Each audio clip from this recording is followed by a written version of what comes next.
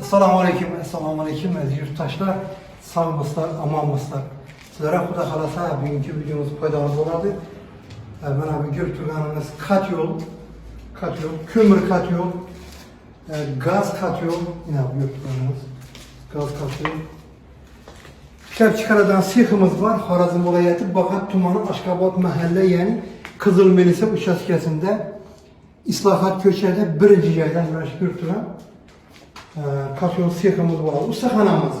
Xalasanız kat yol isterimi her keli günlük demirde yasaladan ayırsan şöyle ülkelerimiz yasap tutsular bunu içtimai tarmağın arkalı küzet tutsular ezamonlaşılar kat yol 777 YouTube'da çıkardı, Instagram'dan var ezamonlaşılar yine görüp tutsular buna yaz ayı kat yol bulan işleriniz mümkün kadından kambur makalba kışkamını yazda gör. Bu demin gün öttürttü. Ötkeyle yaz geldi, bahar geldi. Xuda xalasa yaz geldi. Her demin kışam geldi, güzek geldi. Şunun için ustalarımız iş yaptırttı, bize yaptırttılar. Ezamonlaşlar haklagan varyantınızda yasap tuttular gelerimiz.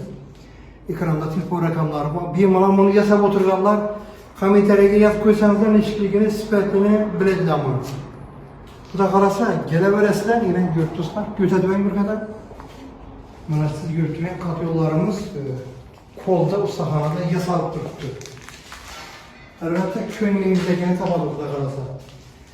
Hem bir narsani aytib o'tish kerak, o'zlari borib ustanovka qilib beradi, parovoy отопление, registrlar ham shuning o'zida yasaladi. Bemalol kelib bizga ko'rib murojaat qilishlaringiz mumkin.